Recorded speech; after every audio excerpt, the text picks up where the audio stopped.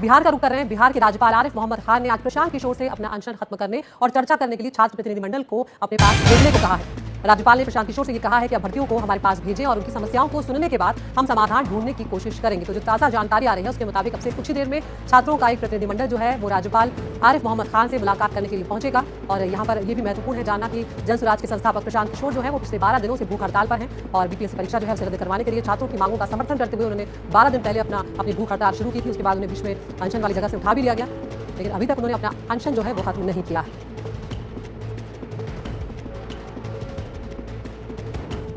तो राज्यपाल से आज छात्रों का प्रतिनिधिमंडल जो है वो मुलाकात करेगा। हमारे सहयोगी प्रभाकर कुमार ने इस नई पहल को लेकर प्रशांत किशोर से ही बातचीत की। सुनवाते उन्होंने क्या कुछ कहा है। 9 दिनों से बोला जा रहा है कि आप अनशन पर बैठे हैं। 12 दिन, तो ये पहली जीत मान रहे हैं आप इसको?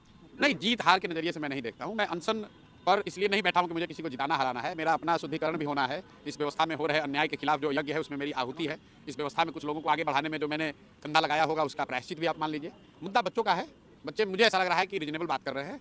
उनकी बात मानी जाए या न मानी जाए, बच्चे इतना ही कह रहे हैं कि उनकी बात सुन ली जाए, मुख्यमंत्री एक बार मिल ले।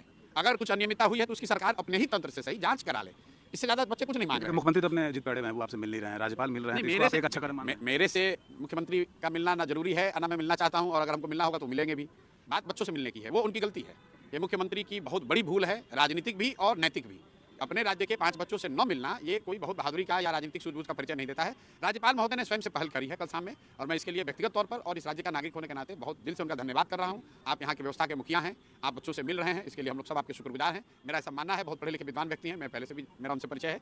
मुझे ऐसा लगता है कि कोई ना कोई यथोचित निर्णय लेंगे, रास्ता कोई निकालेंगे। बट सरकार की जहाँ बात है, आपके मुख्य सचिव से भी आपके लोगों की मुलाकात हुई, उन लोगों ने क्लियर कर दिया, बीपीएससी ने भी, इसमें कोई अनियमितता हुई नहीं है और दोबारा परीक्षा कराने का कोई सवाल ही नहीं उठा। नहीं, देखिए, ये बात मेरी लोगों की बात नहीं है, छात्रों की बात हुई है। ये बात तो बीपीएससी पहले दिन से कह रहा है और छात्र कह रहे हैं कि अनियमितता हुई है।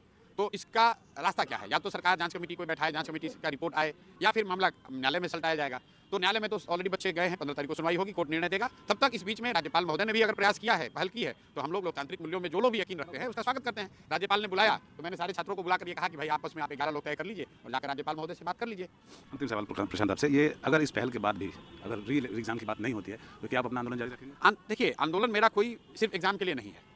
बिहार में समाज के हर वर्ग के खिलाफ जो अन्याय हो रहा है, जो लाठी तंत्र बना है, उसके खिलाफ है। कम से कम हम लोग के आंदोलन पर बैठने से, ये जो अभी पिछले 10 दिन से हंगामा हुआ है, पटना की सड़कों पर लाठी चलना तो कम हुआ है, वरना जो आया उसी को लाठी से मार दिया। तो किसी न किसी को आवाज़ उठानी पड़ेगी, और ये आवाज़ न दबने वाली है, न मैं झुकने वाला हूँ। आवाज़ मजबूती से आगे और उठाई जाएगी और हर वर्ग के लिए उठाया जाएगा। जन स्वराज को आप दबा नहीं पाएंगे। जन स्वराज प्रशांत किशोर को एक पॉलिटिकल लॉन्चिंग का मौका मिल गया है छात्र आंदोलन के बाद। भाई, हम तो 2.5 बरस से अपने आप को लॉन्च किए हुए हैं। अगर आप राजनीतिक शुरुआत या इसको राजनीतिक लॉन्च की बात कर रहे हैं तो हम तो 2.5 साल से गाँव में प्लेटफॉर्म मिल गया। नहीं, हमें प्लेटफॉर्म की क्या, आप प्लेटफॉर्म तो सरकार किसी को लाठी, किसी के साथ अन्याय करेगी तो किसी न किसी को उसका लाभ मिलेगा ही मिलेगा। लॉन्च प्लेटफॉर्म जनता को मिल गया है।